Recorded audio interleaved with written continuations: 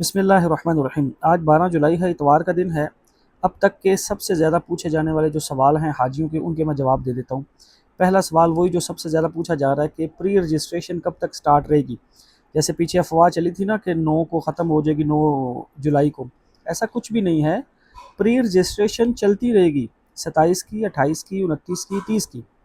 27 والوں کا اس سال کا پروسیس یہ ہوگا کہ اگر منسٹری کا کوٹا جیسے لاسٹ ٹائم 1,20,000 تھا، اس بار متوقع ہے 90,000 ہوگا۔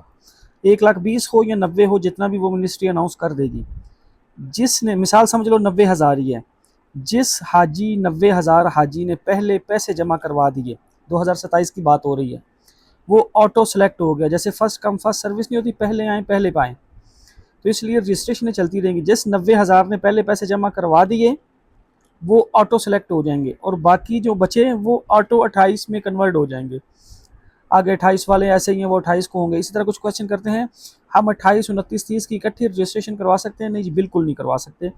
ایک سال کی ہوگی۔ جیسے میں سوچتا ہوں کہ میں 27 کو جا رہا ہوں، میں نے انشاءاللہ 28 کو بھی جانا ہے، تو 28 کی 28 کو دیکھیں گے، اس ٹائم پھر رجسٹریشنیں ہوں گی۔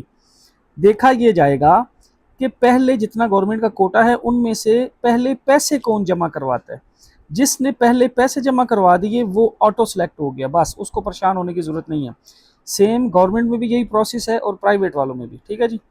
دوسرا سوال، اگر 28، 29، 30 میں حج پر جانا چاہیں تو کیا ابھی سے پری رجسٹریشن کرنا ضروری ہے؟ بالکل ضروری ہے۔ جس سال کی رجسٹریشن، جس سال کے آپ پیسے جمع کروانے چاہتے ہو، اس سال کی رجسٹریشن بھی ہونا لازم ہے۔ یہ چیز یاد رکھیے گا، چاہے گورنمنٹ حج جائے یا پرائیویٹ، اس کو کوئی اگنور نہ کرے کہ پری رجسٹریشن ہو یا نہ ہو، کیا فرق پڑتا ہے؟ بہت فرق پڑے گا۔ سوال نمبر 3، ہمیں کیسے معلوم ہوگا کہ ہماری درخواست یا رجسٹریشن منتخب سلیکٹ ہو گئی؟ بتا دیا اس کا طریقہ۔ جس نے پیسے جمع کروا دیے وہ سلیکٹ ہے۔ ساری سلیکشن پیسوں سے ہونی ہے، جو پریکٹیکل ہے۔ ابھی تو انشاءاللہ ماشاءاللہ برکت کی چیزیں ہیں نا ہمیں۔ اچھا، سوال نمبر 4، اگر دو خاندان مختلف شہروں سے جا رہے ہیں تو کیا انہیں ایک ہی گروپ میں شامل کیا جا سکتا ہے؟ جی کیا جا سکتا ہے، بس دونوں کو پیکج سیم لینا ہوگا، چاہے لانگ ہو یا شارٹ، اور سٹی کا ڈپارچر سیم لینا ہوگا۔ مثال ایک کراچی سے، ایک لاہور سے ہے، یہاں سارے کراچی سے جاؤ، یہاں سارے لاہور سے جاؤ، ڈپارچر سیم ہونا چاہیے، تو گروپ ہی مرج ہو جاتا ہے، چاہے جتنا بھی بڑا ہو۔ آگے جو پوچھتے ہیں روم کیسے اکٹھے ہو سکتے ہیں، یہ وہ اس کے لیے بڑا لمبا پروسیس، مطلب کہ محرم ہونا لازمی ہے، وہ پھر آگے کی چیزیں ہیں، وہ انشاءاللہ آگے اور بتا دیں گے۔ الگ کمرہ لینے کے لیے کیا شرائط ہیں؟ وہ سمپل ہے، اگر 2 کا روم لینا ہے تو پر پرسن 2 لاکھ روپیہ لاسٹ ایئر تک دینا پڑتا تھا، 2 پرسن ہے تو 4 لاکھ، 3 پرسن ہے تو پھر 2 لاکھ دینا ہوتا ہے، کیونکہ اس میں بیڈ کی سیٹنگ ہوتی ہے، اس کی بھی ایک تفصیل ہے، لیکن مین سمجھیں کہ ہاں اگر کوئی محرم ہے، آپس میں 4 ہیں یا 5 ہیں، محرم ہوں، ایسے نہیں کہ کوئی میں ہوں میری بھابھی ہیں یا ایسے ویسے کرے، نہیں، تو حلف نامہ دے کے منسٹری کو ریکویسٹ کی جا سکتی ہے، اگر ان کے پاس پاسبلٹی ہو تو وہ روم دے دیتے ہیں۔ اور یہ بھی یاد رکھنا، روم صرف مکہ میں ملتا ہے، مدینہ میں ایسا کچھ بھی نہیں ہوتا، وہ منسٹری بتاتی بھی ہے۔ سوال نمبر 6، کیا گورنمنٹ لانگ حج کی رقم 12 لاکھ اور شارٹ کی 13 لاکھ مقرر ہو گئی؟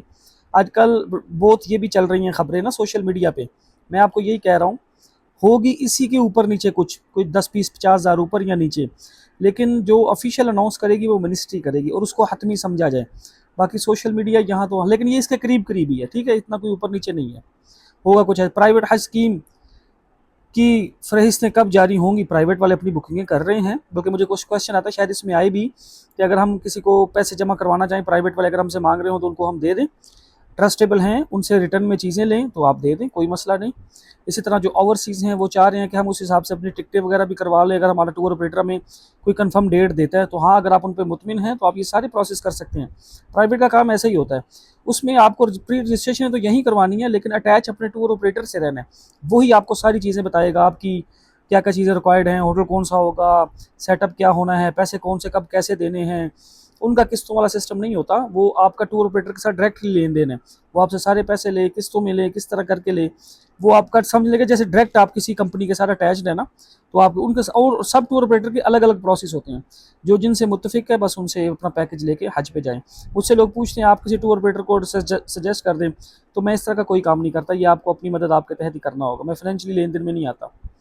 کیا دوسری قسط اگست میں جمع ہوگی یا دسمبر میں؟ دسمبر نومبر والا کوئی کام نہیں ہے، بہت اگست میں وہ بھی ہو جائے گی، ٹھیک ہے۔ سمجھیں کہ یہ قسطیں کب شروع ہونی ہے، امید ہے کہ 5-7 دن تک شروع، اسی منتھ کے لاسٹ میں شروع ہو جائیں گی پہلی قسطیں، ٹھیک ہے۔ اور دوسری अगस्त के मिड में या लास्ट में वो भी शुरू हो जाएंगी। और इनकी मुद्दत कितनी होगी, ज़्यादा नहीं दी जाएगी, समझ लें कि 2 वीक दे दी जाएगी, बहुत ज़्यादा भी हुई तो ये सिंपल वे समझें कि जुलाई चल रहा है, अगस्त, जुलाई अगस्त में सारे काम गवर्नमेंट प्राइवेट दोनों के कंप्लीट हो जाने हैं। दूसरी किस्त की अदायगी के बारे में सरकारी और मुसद्दका इत्तला कहाँ से हासिल की जा सकती है? आजकल ऑप्शन आया हुआ है ना पाक हज ऐप पे, वहाँ आप उनको डायरेक्ट मिनिस्ट्री से पूछ सकते हैं, वो आपको इंटरटेन करेंगे इंशाल्लाह। अगर किसी ने पासपोर्ट रिन्यू के लिए जमा करवाया हो तो क्या सिर्फ टोकन पर रजिस्ट्रेशन हो जाएगी? अगर तो उन्होंने कुछ गुंजाइश निकाली बैंकों की तो हो जाएगी। कह रहे थे कि उम्मीद है 1-2 बैंक भी शायद में भी अटैच किए जाए, ताकि जो हमारे मुल्क में ऐसे लोग हैं जिनको ये ऑनलाइन ये सेटअप चीज़ें समझ में नहीं आती, तो वहाँ कुछ गुंजाइश निकल आती है टोकन की। और बेहतर यही है कि अपना जल्दी जल्दी पासपोर्ट क्लियर करें, इसलिए तो इतनी देर का हम बता रहे हैं सबको कि पासपोर्ट क्लियर करो, फिर भी चांस बन जाएगा। अगर किसी ने पहली किस्त जमा करवा दी हो लेकिन दूसरी किस्त जमा ना करवा सके तो क्या पहली किस्त का रिफ़ंड मिल जाएगा? वो डिपेंड करता है रिफ़ंड के लिए करते हैं या आगे आपका कन्वर्ट 28 में करते हैं, दोनों प्रोसेस हो जाते हैं। लेकिन आप इस तरह की चीज़ें ना सोचें, ये नेगेटिविटी में आती हैं। लेकिन चलें, जो भी इसका प्रोसेस हुआ, अल्लाह ना करे किसी के साथ ऐसा हो, तो उस टाइम उसको तरीका भी उसका बता देंगे। पेमेंट के वक्त किन किन दस्तावेज़ की ज़रूरत है? पासपोर्ट की ज़रूरत है, ID कार्ड की ज़रूरत है, 4 बैकग्राउंड वाइट की 7 पिक्चरों की ज़रूरत है, मेडिकल सर्टिफिकेट की ज़रूरत है। 4 चीज़ें काफ़ी हैं। बैंक अकाउंट होना चाहिए, अपना ना हो किसी और का भी लग जाता है। नॉमिनी का आपने किसी कोई नॉमिनी साथ देना है, ये सारी छोटी छोटी चीज़ें होती हैं। जब स्टार्ट होंगी तो आपको उसकी वीडियो बना के तफसीली चीज़ें भी बता देंगे। हज की अदायगी 2 किस्तों में होगी या 3 में? चांस 2 के या 3 के कोई चांस नहीं। मेडिकल कहाँ से बनवाएंगे? जो सरकारी डॉक्टर होगा उससे आप बनवा सकते हैं, और यहाँ कोई किसी बड़े महकमे का हो, लेकिन सरकारी प्राइवेट का नहीं, तो वो बन जाता है, बहुत ईजी है। ओवरसीज़ पाकिस्तानी का मेडिकल कैसे होगा? वो भी पाकिस्तान से ऐसी किसी से, क्योंकि ये देखो एक फॉर्मेलिटी होती है हिसाब की, तो एक वैसे भी छोटा सा लेटर टाइप आता है, अगर कोई ओवरसीज़ हो तो वहाँ से वो प्रॉपर सिर्फ वो दे के भी सबमिट करवा सकता है, फिर जब पाकिस्तान में आए तो बाकायदा मेडिकल का काम भी हो जाता है। इसकी मैं तफसील तरीका भी दोनों का बता दूंगा, ओवरसीज़ का भी पाकिस्तान का भी। अगर कोई शुरू या आखिर अच्छा, ये फॉर्म ना मिनिस्ट्री इसको अपलोड करेगी अपनी ऐप पे, जब वो करेगी वो भी आपसे शेयर कर देंगे, फिर आप उसको अटैच करवा लीजिएगा। अगर कोई शुरू या आखिर दिनों की फ़्लाइट लेना चाहे तो इसके लिए क्या तरीकाकार होगा? शुरू या आखिर की फ़्लाइट कोई लेना चाहे, उसके लिए अगर आपको सॉलिड रीज़न देनी पड़ती है कि चाहे बच्चों के पेपर हैं, जॉब का इशू है या कोई ओवरसीज़ बाहर से आ रहा है, तो मिनिस्ट्री एंटरटेन करने की पूरी कोशिश करती है। इसी तरह किसी का क्वेश्चन होता है कि अगर हम बाहर से और मतलब वापसी जल्दी जाना चाहे तो उसके लिए क्या प्रोसेस है? उसका भी एक प्रोसेस होता है कि आप मिनिस्ट्री को रिक्वेस्ट करते हैं वहाँ हज मिशन में जाके, और थोड़े बहुत चार्जेस भी लगते हैं, तो वो टिकट चेंज कर देते हैं अगर पॉसिबिलिटी हो तो।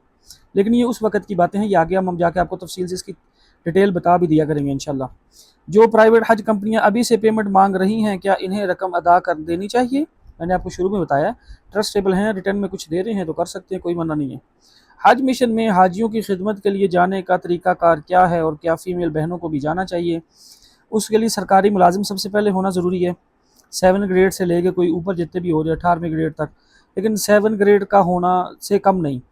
और फिर उसके लिए एंड टू एंड टेस्ट होता है, प्रॉपर एक पेपर देना होता है, तो उसमें लोग सेलेक्ट हो जाते हैं। और रही बात आपने पूछा कि बहनों को जाना चाहिए कि नहीं, मैं हमेशा ये कहता हूँ कोई भी बहन को महरम के बगैर हज उम्रा पे भी नहीं जाना चाहिए, ना कोई और सफ़र करना चाहिए। और इसमें तो बहुत ज़्यादा एहतलात होते हैं। हमें अक्सर बहनें कुछ शिकायत करती हैं मेरे से, वो नाराज़ भी होती हैं कि भाई हम नियत जज्बे की नीयत से जाते हैं, नेकी की नीयत से जाते हैं, हम बाकी की दुनिया के सफ़र भी तो करते हैं। आपका जज्बा, आपकी नीयत अपनी जगह अहमियत रखती है, लेकिन असल अहकाम अल्लाह और अल्लाह के रसूल के हैं।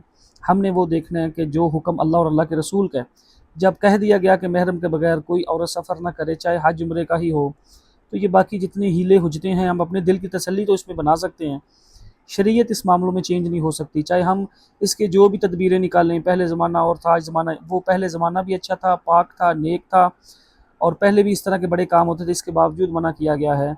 तो आज तो फितने फसाद का ज़माना है और बहुत मसले हैं, मैं इसको और तफसील से नहीं खोलता, तो मैं कभी किसी को प्रेफर नहीं करता। बाकी जो जा रहा है, हमारे ज़िम्मे सिर्फ दावत देना है।